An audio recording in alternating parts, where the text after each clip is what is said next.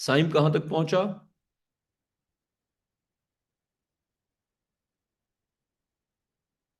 Sir बस calculations कर रहा हूँ। ठीक है। आरिफ आपका?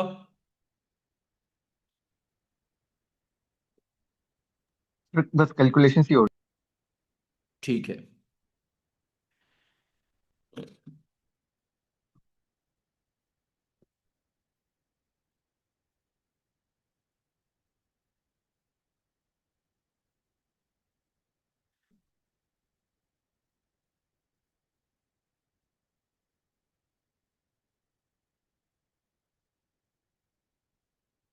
हिबा बेटा, ये एक क्वेश्चन हम कर रहे हैं। You can see the drawing and this is from the top view. You have to equate momentums before and after the collision along line AB to calculate angle theta. Hiba बेटा एंगल थीटा कैलकुलेट करना है. Hiba Ashraf and Hiba Shahnawaz. तो बेटा A B के along आपने conservation of momentum apply करना है. अच्छा साइम, एक्स का मोमेंटम क्या हो जाएगा बेटा? 12 किलोग्राम मीटर पर सेकंड. क्या ख्याल है साइम? एक्स का मोमेंटम हो जाएगा 12 किलोग्राम मीटर पर सेकंड. और Saim, sir along the plane तो नहीं होगा? नहीं लेकिन 12, ओहो मैं ओवरऑल कह रहा हूं. ओवरऑल 12 हुआ, आइए समझ. जी सर। मैं कंपोनेंट नहीं कह रहा, मैं ओवरऑल कह रहा हूं. इसका जो ओवरऑल मोमेंटम है वो हो जाएगा 2.5 × 4.8. Now if we have to write the equation, तो साइन थीटा एंगल यहां से बनेगा ना उस लाइन ए बी के साथ. तो अगर हम डायरेक्टली इसकी इक्वेशन लिखते हैं, ठीक है, तो साइन वो बन जाएगी हमारे पास 12 cos theta, sine 12 cos theta plus 2.5 × 4.8. अच्छा, 2.5 × 4.8 इंटू कॉस थीटा. बेटा ये डेल के नाम से एक बच्चा आ रहा है, you should tell your name, otherwise हम आपको रिमूव कर रहे हैं. एंड बेटा आप कैमरा ऑन करें जरा. जेल के नाम से जो बच्चा है वो कैमरा ऑन करे और अपना नाम बताए जल्दी. You have 10 seconds, otherwise I am removing you.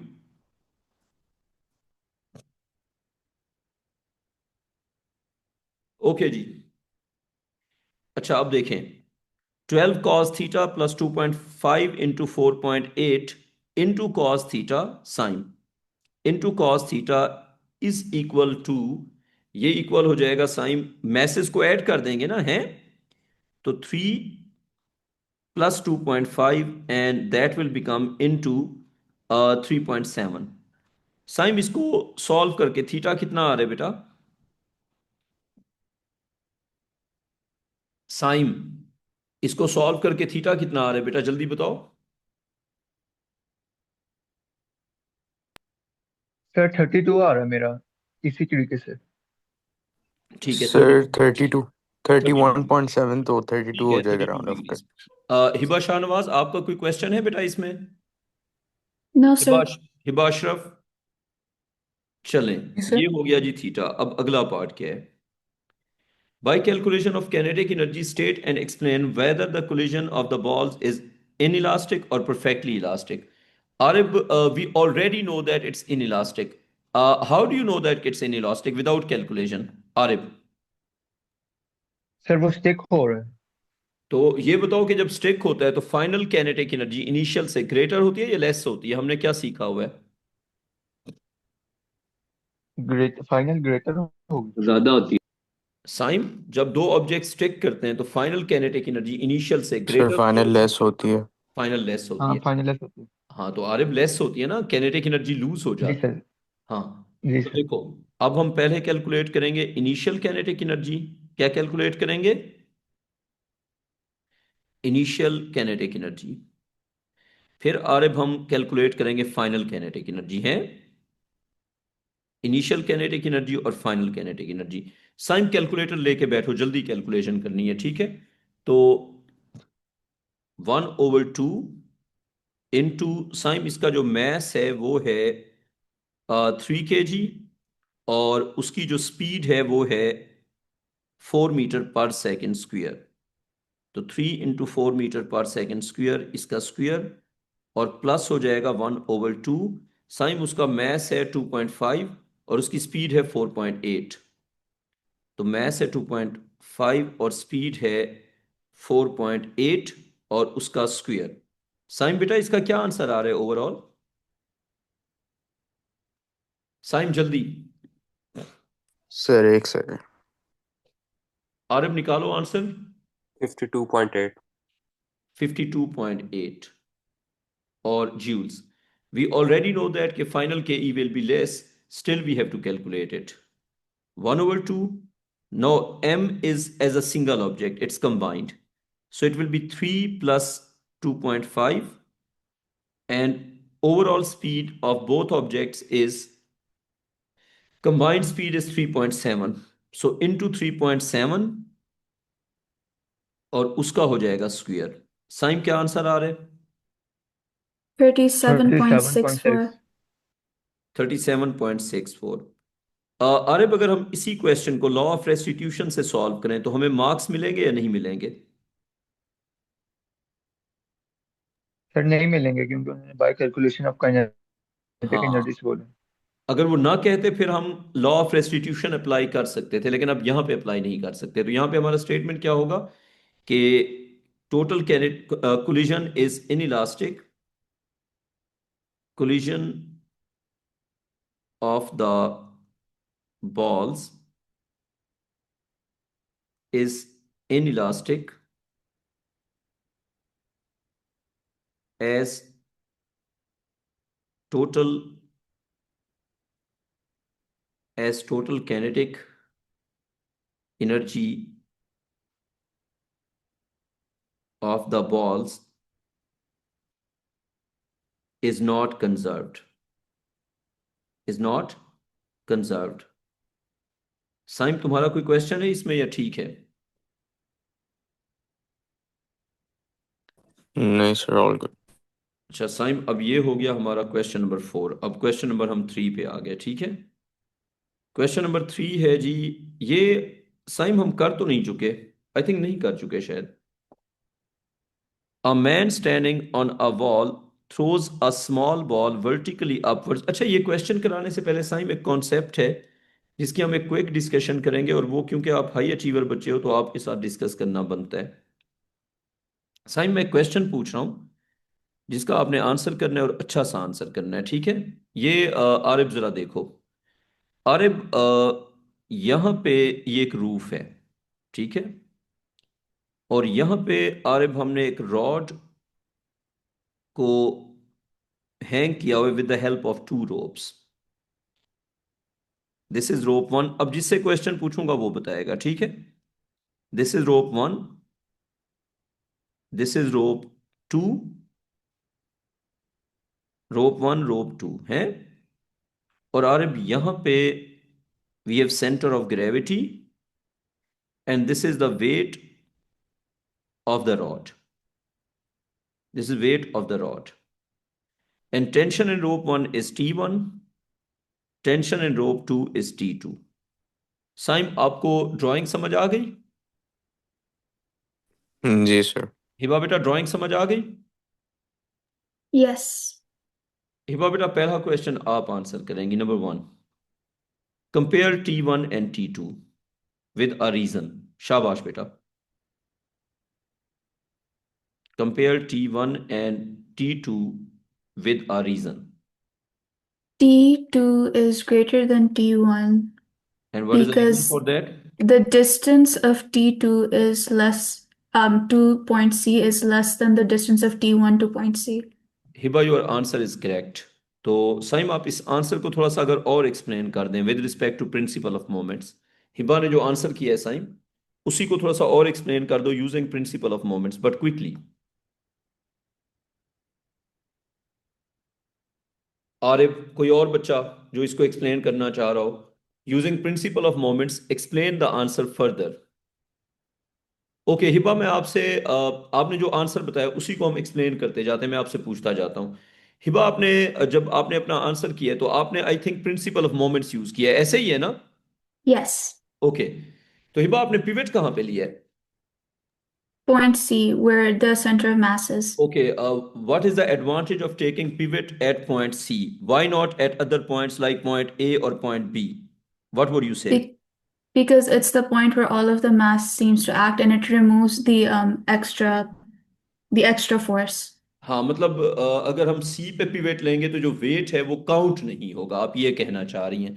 फिर हम टी Yes. टू और हाँ, फिर हम T2 और T1 को कंपेयर कर सकते हैं। तो आरिफ, आपको ये बात समझ आ गई कि अगर हम सी को पिवट लेते हैं तो वेट जो है वो मोमेंट कॉज नहीं करेगा, तो दैट्स वाई वेट हो जाएगा एलिमिनेट। फिर हमारा जो T1 का मोमेंट है वो T2 के मोमेंट के इक्वल हो जाएगा। आरिफ, क्विकली हम इस क्वेश्चन में प्रिंसिपल ऑफ मोमेंट्स अप्लाई करते हुए सी को पिवट क्यों ले रहे हैं? बेटा जल्दी से बताओ Arif. Sir, to remove any extra force. Any extra force या wait? In this case, it is weight. हाँ तो In this देखो case, Arif, it is weight. हाँ आरिफ देखो, आपको पेपर में ना स्पेसिफिक होना होता है, तो यहाँ पे आप सीधा कहो ना कि वेट को एलिमिनेट करने के लिए। अच्छा मेरी बात सुनो, अगर हमने वेट को कर दिया एलिमिनेट, फिर T1 का मोमेंट क्या है, क्लॉकवाइज या एंटी क्लॉकवाइज? आरिफ जल्दी, T1 का मोमेंट क्लॉकवाइज या एंटी Anti-clockwise. क्लॉकवाइज है? Anti-clockwise. और T2 का मोमेंट? Sorry, T2 का anti-clockwise है, T1 का clockwise. अच्छा अब आपका आर्ग्यूमेंट क्या होगा? आप कहेंगे कि T1, एक सेकंड, मैंने D1 और D2 उलट साइड पे लिख दिया ना, तो मुझे सही साइड पे लिखना चाहिए। तो ये T1 के साथ हम इसको कह रहे हैं D1 और T2 के साथ हम इसको कह रहे हैं D2। ठीक है आरिफ? आरिफ तो बेसिकली हम ये कह रहे हैं कि T1 D1 equals T2 D2, यही बात है ना? ये इक्विलिब्रियम में। Yes, sir. अच्छा साइम, अब हमें इस इक्वेशन को देख के ये कैसे पता चल रहा है कि T1 विल बी स्मॉलर? ये इक्वेशन ये कैसे प्रूव कर रही है कि T1 will be smaller? Saim.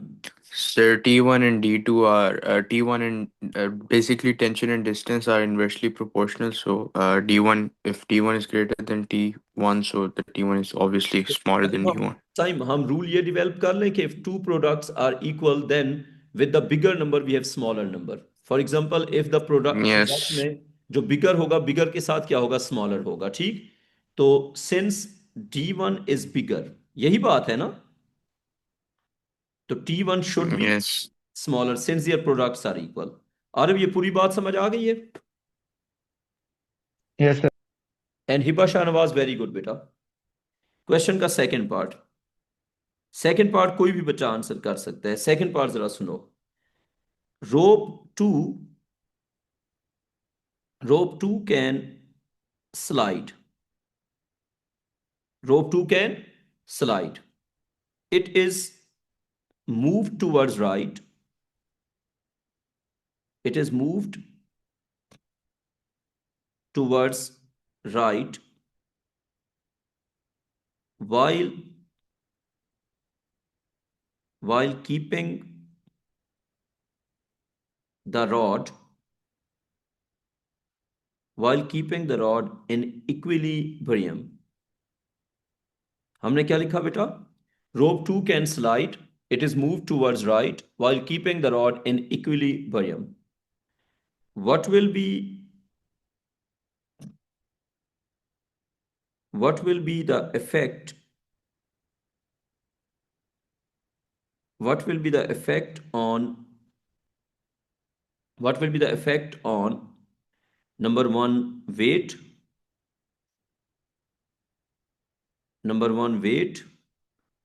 number 2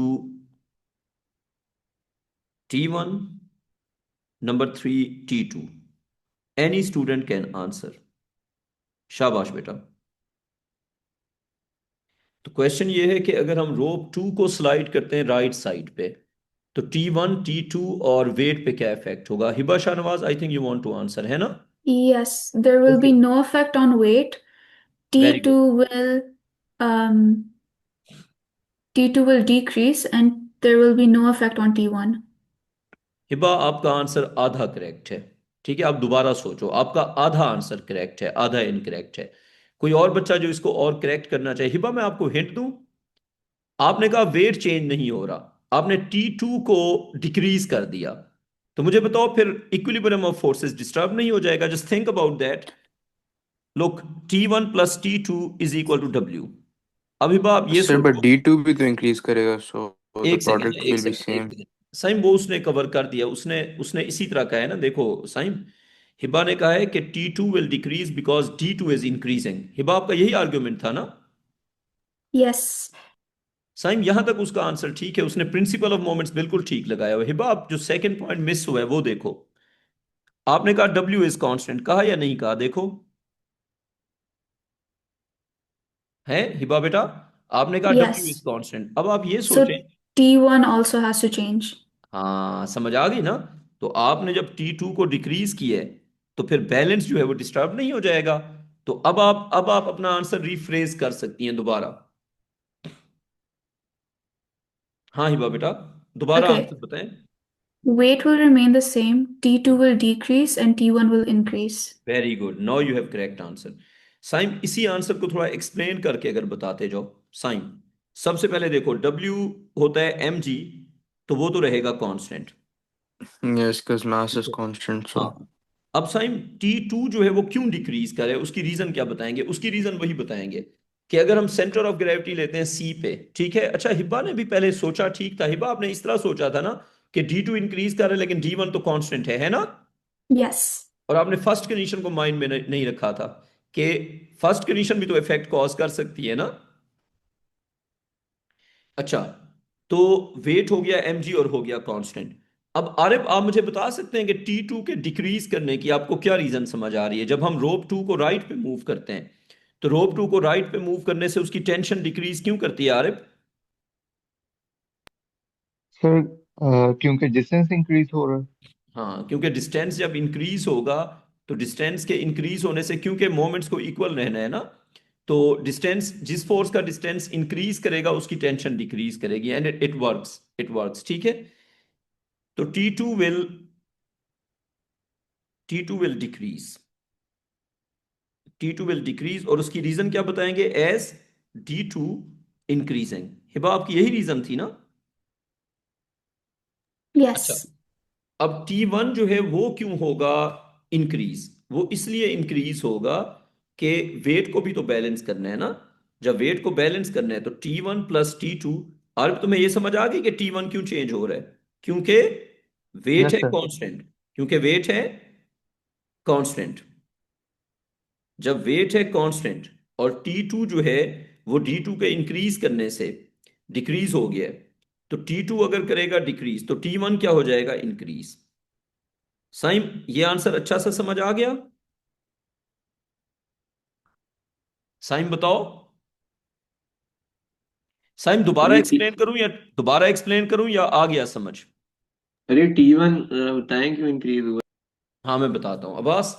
हम जो है ना स्टेप बाय स्टेप चलते हैं। अब ये तो मैंने हिबा का आंसर एक्सप्लेन किया ना, अब मैं खुद आंसर करता हूँ, ठीक है। मैं थोड़ा सा डिफरेंटली आंसर करूंगा, मैं बताता हूँ तुम्हें। अब एक रूल है जो आपने समझ लेना है। वो रूल ये है कि अगर दो रोप्स हैं अब्बास, तो उसमें से जिस रोप को मूव करेंगे उसको पिवेट नहीं लेना, दूसरे वाली रोप को पिवेट लेना है। हिबा बेटा इट्स बेटर कि आप सी की जगह पिवेट ही चेंज कर दें, आप ए को पिवेट ले लें। अब्बास एक बात बताओ, अगर मैं ए को पिवेट ले लूं तो वेट का मोमेंट चेंज होगा या नहीं होगा? सोच के बताओ। जब मैं रोप को मूव करूंगा, रोप 2 को, सोचना है इस बात पे। फर्ज करें मैं रोप 2 को मूव कर रहा हूं। रोप 2 को मूव करने से वेट का मोमेंट अब्बास चेंज होगा या नहीं होगा? बताओ जरा। पिवट ए है तो हाँ। अच्छा मैं यूं ये पूछता रोप हूँ। टू के मूव करने से तो चेंज नहीं होगा। चेंज नहीं होगा तो वेट का मोमेंट हो गया कांस्टेंट। हम्म। ठीक है।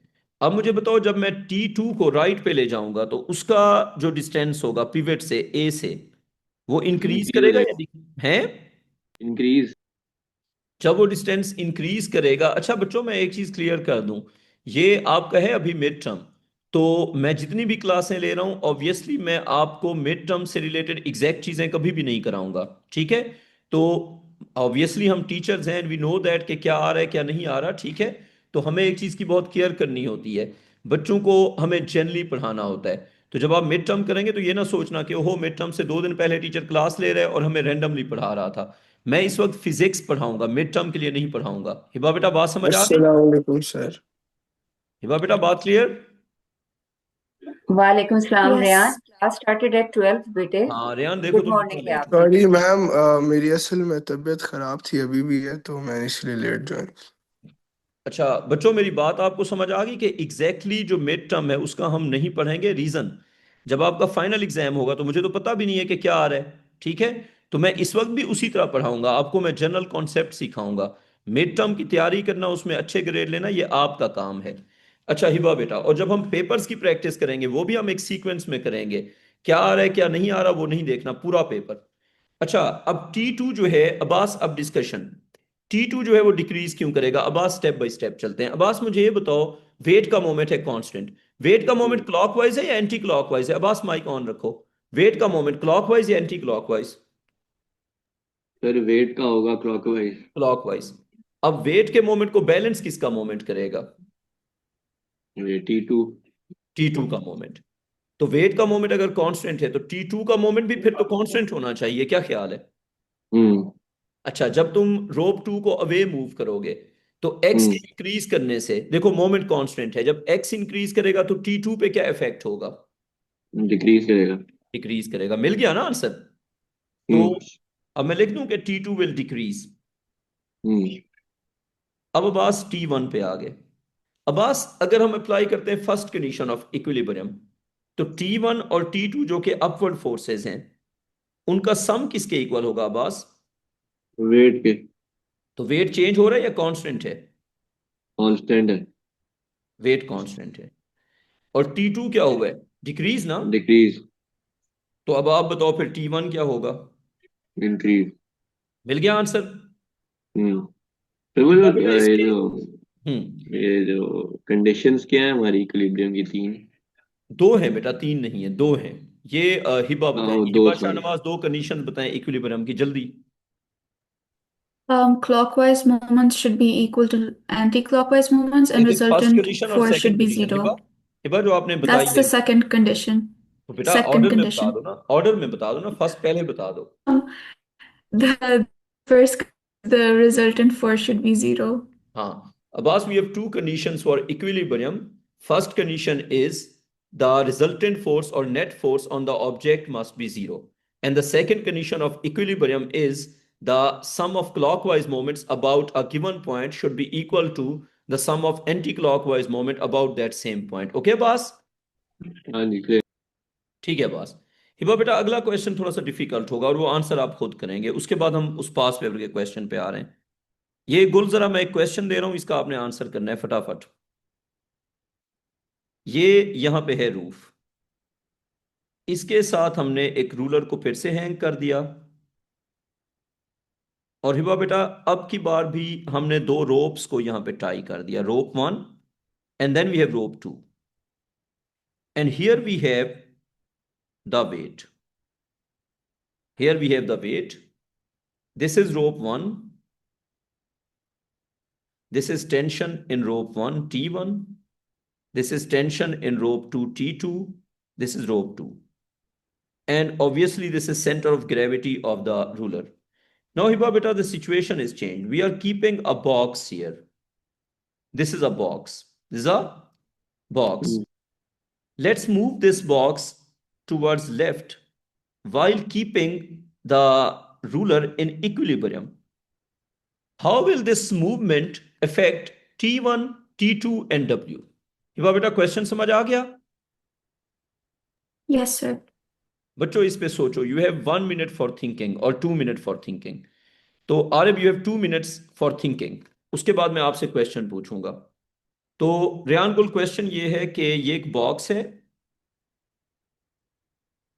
अच्छा आपको हिबा बेटा ये समझ आ गई कि ये क्वेश्चन जो था ये थोड़ा सा लो ऑर्डर का था, इसमें थोड़ी बेसिक थिंकिंग थी। अब इसमें हमने थोड़ा सा और ऐड कर दिया, ठीक है। अब वो रोप्स अपनी जगह पे हैं, अब हम बॉक्स को मूव कर रहे हैं। द बॉक्स, अपने अपने आंसर समझ लो फिर मैं आपसे पूछता हूं। The box is moved towards left. The box is moved towards, एक सेकंड मेरा स्क्रीन, बच्चों मेरी चार्जिंग चली गई है, एक सेकंड जरा मैं अपनी चार्जिंग लगा लूं। अच्छा हिबा बेटा क्वेश्चन तो लिख लिया था ना कि बॉक्स इज मूव्ड, क्वेश्चन हो गया था कॉपी? मैं जरा Yes. चार्जिंग अपनी लगा जी दूं। सर। ओहो, ये एक्सटेंशन बंद थी और मैंने चार्जिंग लगाई हुई थी। चलो हिबा बेटा, the box is move towards left, how will it affect the weight, the tension T1, the tension T2? Saim question लिख लिया था? सर ये वो मेरा अभी क्लास में टैब हो नहीं रहा है। है। आप, हाँ ठीक है, अब अपना अपना आंसर जरा मुझे बताओ। मैं आप में से ना एक एक बच्चे से पूछता जाता हूँ, मेरा टैब भी हो जाएगा रीस्टार्ट। हिबा बेटा, आपसे पहला क्वेश्चन, क्या बॉक्स की मूवमेंट उस रूलर के वेट को अफेक्ट करेगी या नहीं करेगी? No. नहीं करेगी, गुड आंसर बेटा। अब्बास, बॉक्स की मूवमेंट से T1 और T2 कैसे चेंज होंगे? सर अगर हम पिवट लेते हैं ना पॉइंट सी को जहाँ से वेट पास कर रहा है, तो अब क्लॉकवाइज एंटी क्लॉकवाइज के इक्वल हो, तो अपना जो अब्बास टी अब्बास वन। अब्बास बात सुनो अब्बास, तुम ना मुझे ना बताओ, अपना आंसर लिख लो। अच्छा। हाँ बच्चों, अपना अपना आंसर लिख लो। हिबा बेटा अपना आंसर लिख लें। मुस्तफा, अपना आंसर लिख लो बेटा। हिबा, आप अपना आंसर लिख लें तो मुझे बताइएगा। Recording in progress. हाँ बेटा, हिबा लिख लिया आंसर? Yes. ठीक है। तो अब्बास, अब मैं आंसर पूछता हिबा से हूं, लेकिन इनपुट तुम लोग भी देते रहोगे, मैं बीच में बाकियों से भी पूछूंगा। अच्छा हिबा, ये था क्वेश्चन। मुस्तफा अनीस, तुम्हें क्वेश्चन समझ आ गया? ये बताओ जरा। मुस्तफा अनीस, क्वेश्चन समझ आ गया? क्योंकि आंसर करने से पहले तो क्वेश्चन की समझ होना जरूरी है ना। बताओ, क्वेश्चन समझ आ गया या नहीं आ गया? मुस्तफा अनीस। सर मेरे इंटरनेट के इश्यूज हो रहे थे, कोई मैं बात अभी नहीं, कोई बात नहीं, ज्वाइन मैं फिर की से देखो, बात सुनो, मैं प्रॉपरली। फिर से अगर आप एक्सप्लेन कर दें। हाँ हाँ, मैं क्वेश्चन तुम्हें फिर से बता देता हूँ। देखो, तुम्हें एक बॉक्स नजर आ रहा है या नहीं आ रहा?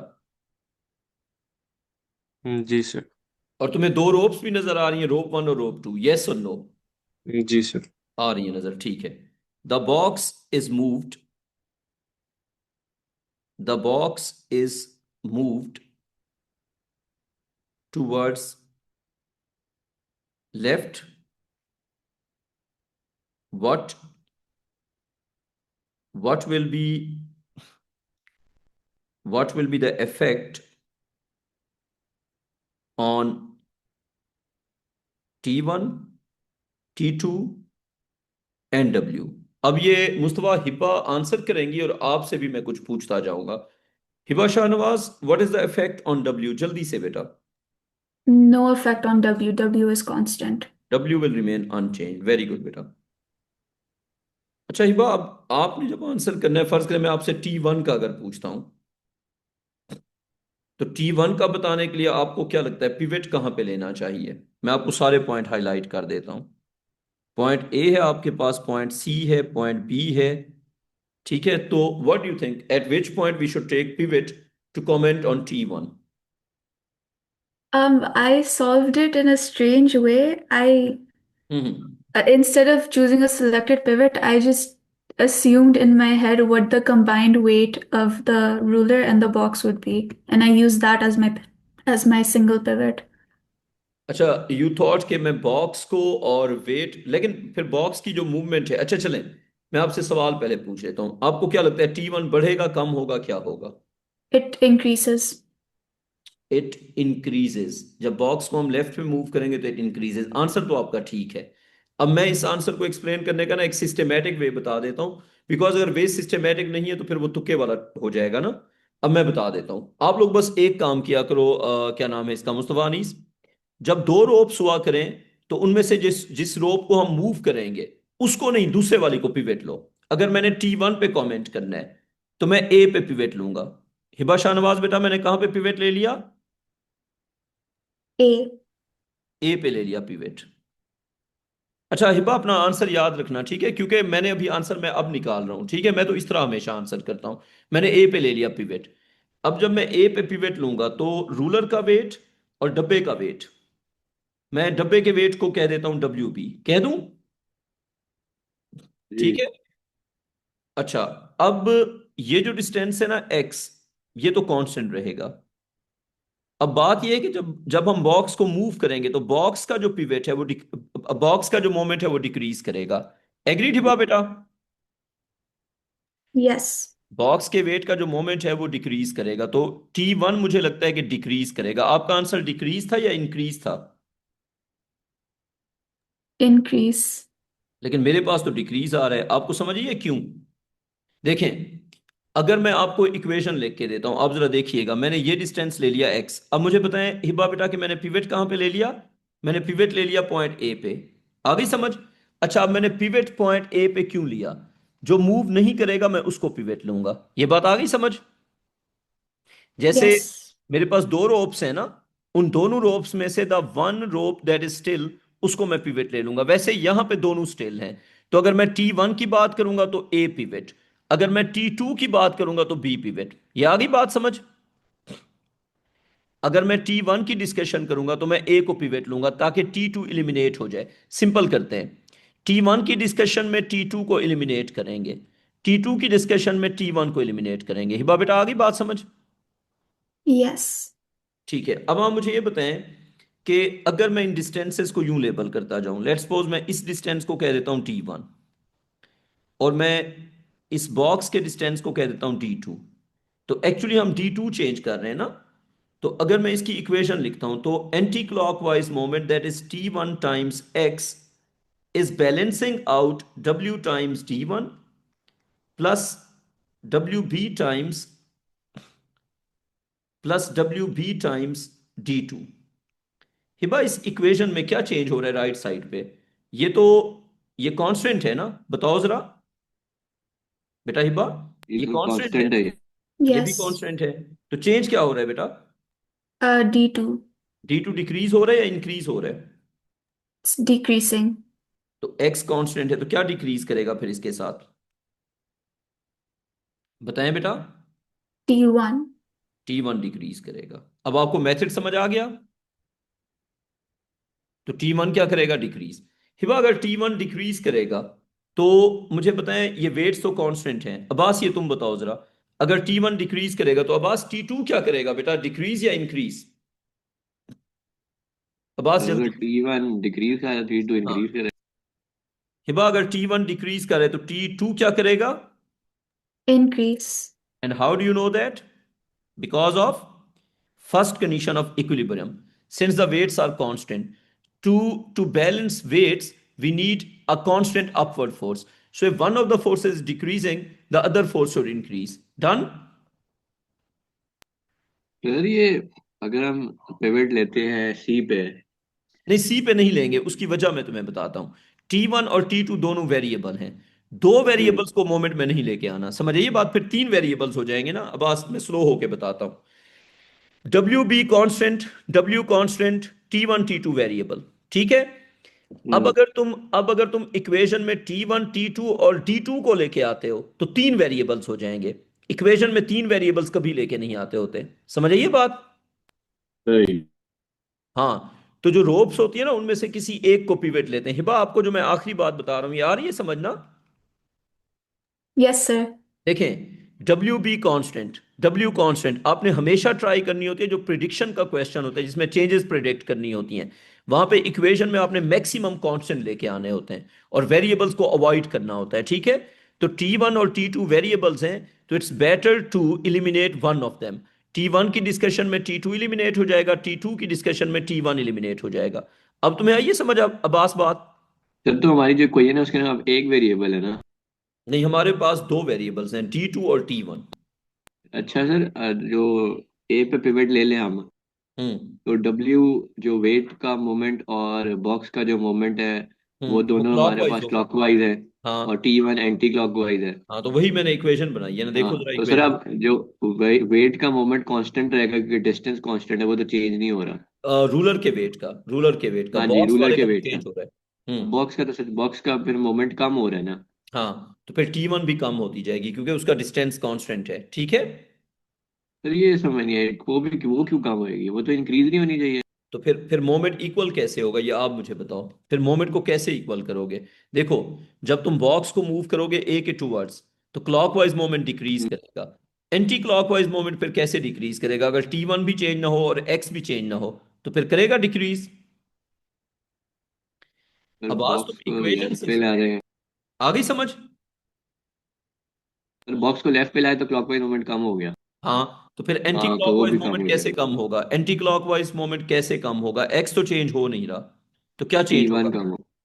बेटा यही तो मैं आपको बता रहा हूं, ठीक है। जी फिर जी। देखो, फिर जब T1 कम हो जाएगा, T1 हो गया कम, अब फोर्सेस ने भी तो बैलेंस होना है ना। तो हाँ वेट जी। कांस्टेंट्स हैं, वेट कांस्टेंट्स हैं। तो अगर अपवर्ड वाली एक फोर्स कम हो गई तो दूसरी फोर्स क्या हो जाएगी? दूसरी इंक्रीज होएगी। ठीक है। अब बस इसी तरह का एक आखिरी क्वेश्चन मैं पूछ रहा हूं जो आप मुझे आंसर करके देंगे। हिबा, ये आखिरी क्वेश्चन है इस तरह का जो आप मुझे आंसर करके देंगे, ठीक है बेटा। ये मैंने एक रूलर लिया हुआ है, ठीक है। समझो ये एक रूलर है जिसका साइड व्यू है। इसके नीचे अब्बास हमने दो पिवेट लगाए हुए हैं। एक ये प्रिज्म है जो एज अ पिवेट एक्ट कर रहा है। इसको अब्बास कह दो प्रिज्म 1। क्या कह दो अब्बास इसको? प्रिज्म 1। प्रिज्म 1। अब्बास इस तरफ एक और प्रिज्म है। ये आंसर मुस्तफा अनीस मैं आपसे पूछूंगा। ये इस तरफ है जी अब्बास प्रिज्म 2। प्रिज्म 1 और प्रिज्म 2, ठीक है। इसके ऊपर रिएक्शन फोर्स एक्ट कर रही है R1। इसके ऊपर रिएक्शन फोर्स एक्ट कर रही है R2। और अब्बास इसका जो वेट है वो है यहां पे। और आई think you can see that कि प्रिज्म 2 इज क्लोजर। देख सकते हो ना ये बात है? जी। अच्छा अब्बास पहला क्वेश्चन आपसे पूछते हैं। कंपेयर R1 एंड R2, लेकिन जल्दी आंसर करना है। सर R1 कम होगा, R2 ज्यादा होगा। वजह भी बता दो। Sir distance. ठीक है, R1 is less than R2, ठीक है। अब second question. Prism 1 is move towards left. Prism 1 is moved towards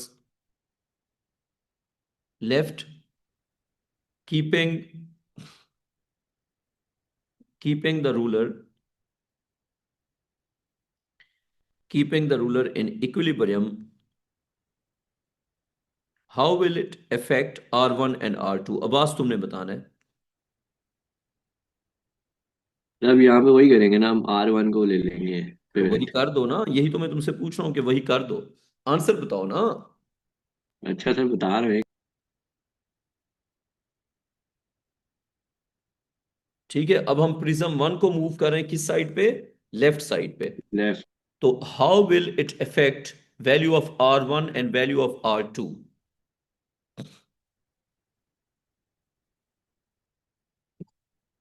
sir R बढ़ेगा, R1 कम होगा।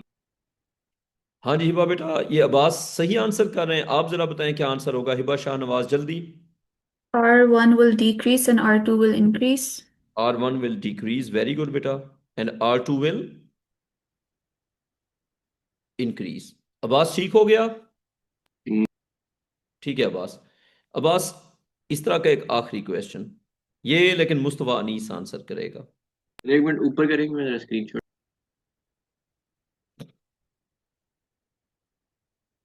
ले लिया स्क्रीनशॉट अब्बास? जी ले लिया। इस तरह का आखिरी क्वेश्चन जो मुस्तफा अनीस आंसर करेगा।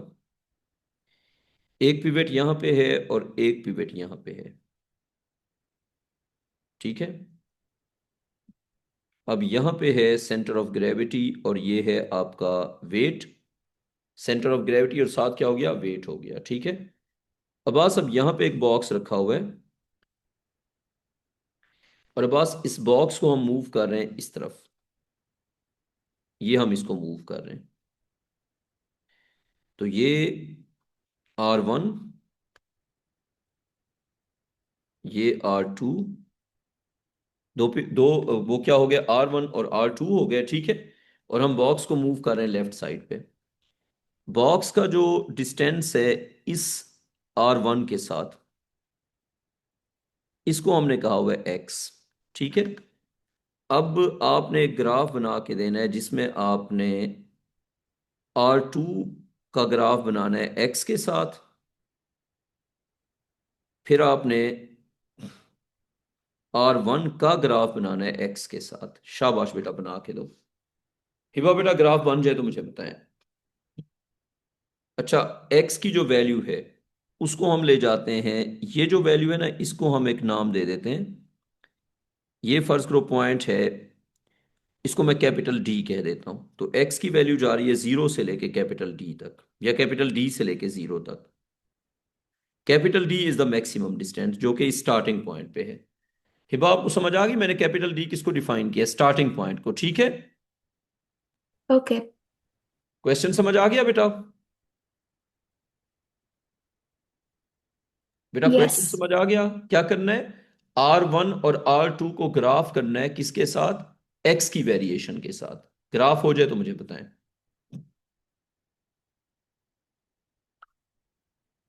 और एक ग्राफ मुझे और भी आप लोगों से चाहिए, R1 का ग्राफ R2 के साथ। अगर ये तीनों ग्राफ कोई बच्चा ठीक कर दे तो मैं उसको अभी ट्रीट दूंगा, डिलीवरी घर पे भिजवा दूंगा। ग्राफ ठीक करके मुझे पिक्चर भेजो, मैं जो भी ट्रीट कहोगे अभी के अभी दूंगा। अब्बास, तीनों ग्राफ ठीक तो मैं अभी डिलीवरी पे ऑर्डर आपको ट्रीट दूंगा।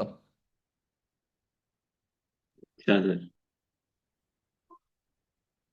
हिबा मैं मजाक नहीं कर रहा, कसम से असल में ट्रीट दूंगा जो भी बच्चा ये तीनों ग्राफ ठीक करेगा।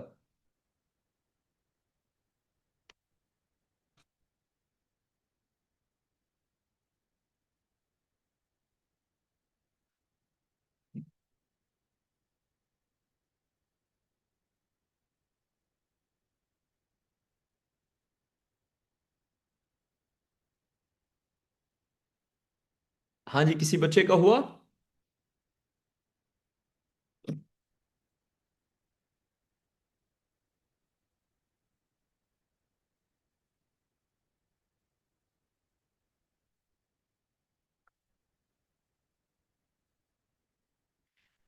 अच्छा, आपकी अगर कोई नेक्स्ट क्लास है तो आई थिंक आप लोग इस क्वेश्चन को, ये जो ग्राफ्स वाला है, ये करके फिर मुझे पिक्चर भेज दो, ठीक है। सर जो पिछला क्वेश्चन था हम्म। उसमें सर जो हमने कहा कि R2 बढ़ेगा, उसकी आप वजह बता सकते हैं? बता सकता हूँ।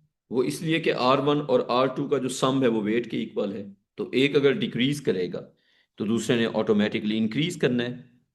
ये वो पिवट से बताए ना, अगर पिवट R1 लिया फिर। तो पिवट पिवट इस तरह करो ना, जब तुम R1 का बता रहे हो तो एक बार तुम इसको पिवट ले लो और एक बार तुम इसको पिवट ले लो।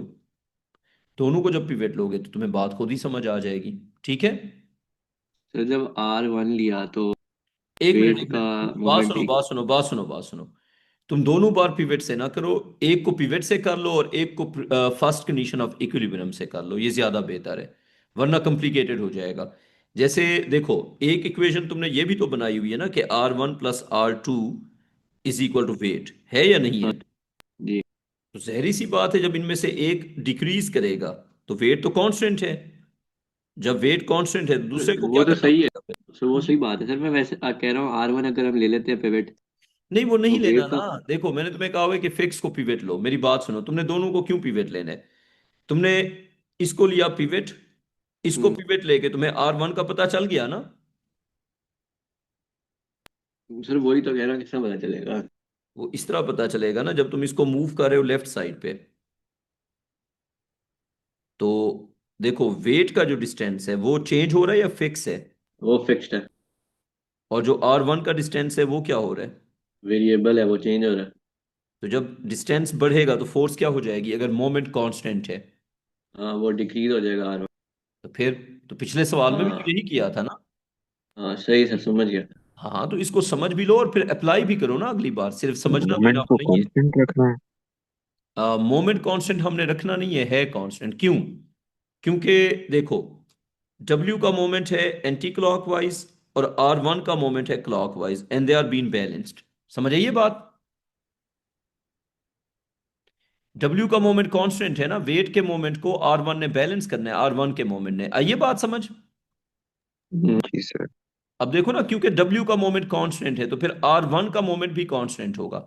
R1 का मोमेंट हमने कांस्टेंट रखना नहीं है, W के मोमेंट को बैलेंस करने के लिए उसको कांस्टेंट होना पड़ेगा, ठीक है। तो जब उसको कांस्टेंट होना पड़ेगा तो x के इंक्रीज करने से R1 डिक्रीज करेगा। क्लियर ये बात? हाँ जी। अच्छा, हिबा ये ग्राफ बना के फिर मुझे भेजें, ठीक है? हिबा शाहनवाज, ये आज वाली क्लास में कोई कंफ्यूजन तो नहीं है ना? No, sir. चलें, ये ग्राफ बना के जरा मुझे किस तरह भेजें, ठीक? बनेंगे जरा? हाँ गुलाम अब्बास, अरे किस तरह बनेंगे? वो तो तुम बना के दोगे ना। देखो, अब सारा दिमाग अगर मैं यूज करूंगा तो आप लोग क्या करेंगे? आप भी तो कभी दिमाग यूज करेंगे, क्या ख्याल है? हैं? अच्छा सर। वैसे इतना मुश्किल सर नहीं है। लेकिन डिस्टेंस तो नहीं चेंज हो रहा। क्यों नहीं हो रहा चेंज? डिस्टेंस हो रहा है तो चेंज जब मूव तुम डब्बे करते को। हैं इसको, मतलब ग्राफ प्लॉट करना है। यार बात सुनो, मेरी बात सुनो, जब तुम डब्बे को लेफ्ट पे मूव करोगे तो एक्स चेंज होगा या नहीं होगा? सर तब तो होगा। तो यही तो सवाल है ना। देखो डब्बे, वो डब्बे को लेफ्ट पे मूव कर रहे हैं ना, पूरी ड्राइंग देखो। The box is moved towards left. How will R1, R2 and will change? And R1 और R2 का आपस में भी ग्राफ बनाना है और X के साथ भी ग्राफ बनाना है, ठीक है? इसकी मैं एक शॉर्ट वीडियो बना के तुम्हें भेज दूंगा इस वाले कॉन्सेप्ट की, ठीक है? यही सर। लेकिन पहले एक बार खुद ट्राई करो ना, आप लोग हाई अचीवर बच्चे हो। हिबा बेटा, हो जाएगा? Hiba, Yes, sir. I okay. just sent you a picture. अच्छा ये बताओ, क्वेश्चन समझ आ गया आपको हिबा? Yes.